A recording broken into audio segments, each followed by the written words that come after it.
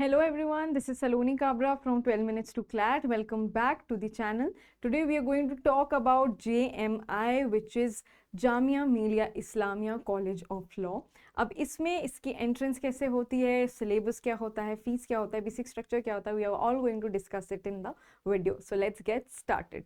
So JMI is a college, it is in Delhi. इसके exam के लिए जो इनका एंट्रेंस होता है वो क्लैट से नहीं होता, वो JMI के अलग से लॉ एंट्रेंस एग्जाम से होता है, विच इज JMI CET. वो इसका एग्जाम होता है. अब देख लेते हैं उस एग्जाम के लिए कैसे प्रिपेयर कर सकते हैं, कितनी सीट्स है और क्या बेस्ट तरीका होगा. सो लेट्स गेट स्टार्टेड. एडमिशंस होते हैं हमारे JMI के लॉ एंट्रेंस एग्जाम में. इसमें सीट्स होती हैं 60. अब ये 60 सीट्स दो तरीके से डिवाइडेड होती है. इसका जो कोर्स है वो होता है BA LLB. अब BA LLB में इसमें 60 + 60 सीट्स होती है. इसमें से एक होता है आपका सेल्फ फाइनेंस्ड और एक होता है आपका जनरल एडमिशन के लिए. तो जो सेल्फ फाइनेंस्ड होता है वहाँ की फीस होती है आपकी अप्रोक्सीमेटली 52 to 53,000, वेयर एज जो नॉर्मल आपका जो BA LLB का एंट्रेंस होता है उसकी जो फीस होती है वो होती है आपकी अप्रोक्सीमेटली 17,000. तो दोनों की फीस में फ़र्क होता है. या इसमें क्या डिफरेंस है, इसमें आपका एंट्रेंस पे मतलब आपका कैसा एग्जाम हुआ है, आपने कितने अच्छे से परफॉर्म किया है, उस पर आपका एडमिशन बेस होता है. सो 60 + 60 दोनों है हमारी BA LLB के लिए ही. Now paper mode, it's an offline paper. इसके टेस्ट सेंटर्स होते हैं कुछ 8 to 9 सेंटर्स जहाँ पे आपका एग्जाम होता है. Every part of the India में कहीं ना कहीं एक जगह आपका एग्जाम होता है, तो आप देख सकते हैं जो भी आपका नियरेस्ट हो वहीं पे आप जाके एग्जाम दे सकते हैं. Now test duration is for 120 minutes. इसकी जो मार्किंग स्कीम है वो ऐसी रहती है क्लैट की तरह कि आपको एक सही आंसर के लिए 1 मार्क्स मिलता है एंड नेगेटिव मार्किंग होती है 0.25 की अगर आप कुछ गलत अटेम्प्ट करते हो तो. Total questions are 150. अब देखते हैं इसका पैटर्न किस तरीके से रहता है. उससे पहले समझ लेते हैं रिजर्वेशन, क्योंकि JMI में इट्स अ माइनॉरिटी कॉलेज, तो यहाँ पे काफ़ी रिजर्वेशन होती है फॉर मुस्लिम कम्युनिटी. तो हम देख लेते हैं, इसलिए इसमें एडमिशन थोड़ा सा स्लाइटली टफ होता है even though the fees is quite affordable, क्योंकि काफ़ी सीट्स रिजर्व होती है. So 30% of the seats are total reserve for applicants who are Muslims. Then 10% of the seats उसके लिए मुस्लिम विमेन के लिए रिजर्व होती है वहाँ पे.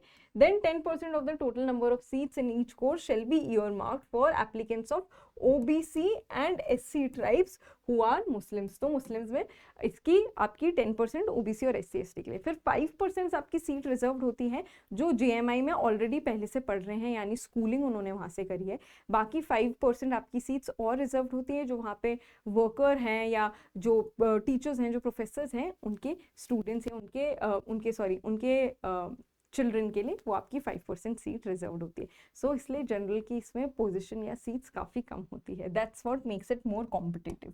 अब देखते हैं इसका पेपर पैटर्न. इसमें आपके बेसिक इंग्लिश लैंग्वेज से आपके 30 क्वेश्चंस पूछे जाएंगे 30 मार्क्स के लिए. करंट अफेयर्स से 30 पूछे जाएंगे. देन लीगल एप्टीट्यूड या लीगल रीजनिंग होता है, वो होता है आपका 40 मार्क्स का. देन जनरल स्टडीज 40 मार्क्स का and elementary mathematics for 10 marks which combines the whole paper. अब इसके अंदर स्पेसिफिक क्या सिलेबस होता है ये हम देखते हैं.